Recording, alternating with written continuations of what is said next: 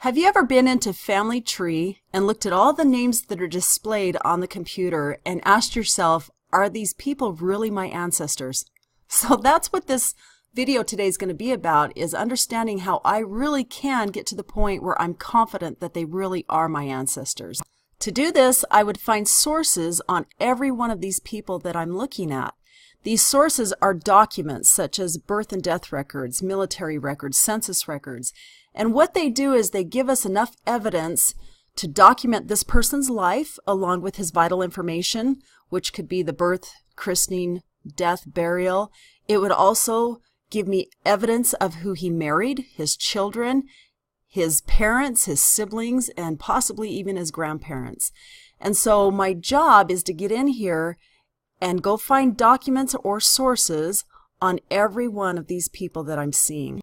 These sources will be providing me enough evidence to where I can be connecting these different generations together so that I become highly confident that these are my ancestors and they really do belong together as children and spouses and family members. I'm going to get into a different view here so that you can see this a little bit easier in what I'm talking about, because I want to open up a Word document to help you understand how I go about this. So this view that I'm going to be showing you is the fan chart view. And I take 6 steps, not only just to clean up my ancestors, but this will also prep them for the temple if you are interested in doing that.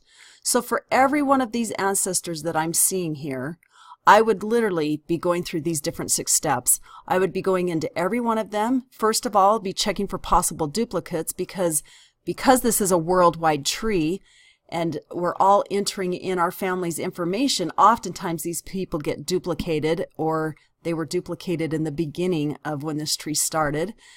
And so it's my job to go in and check out to see if there are duplicates. So I'm going to come up here and go into his personal detail page, but let me back up and show you how I do that. If I were just to click on his name, this is his summary card, I either can click on person or his name again, and that opens up his personal detail page.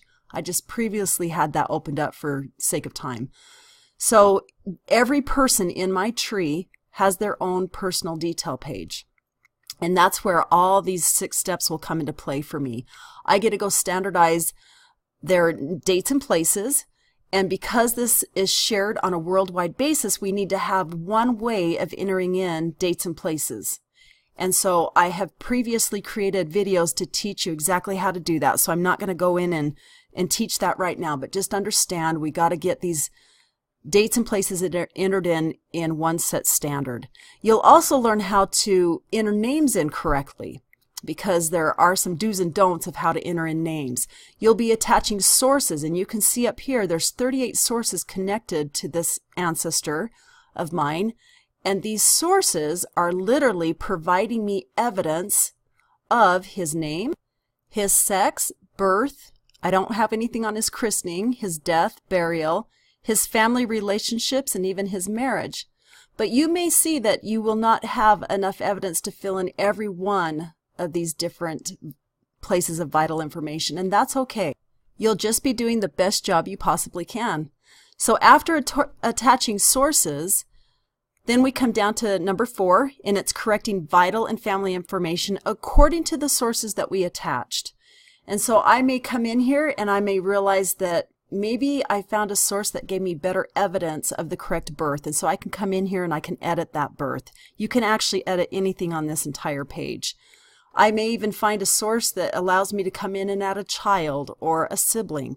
And so whatever information you need to correct, it's usually because of the sources that you've been attaching.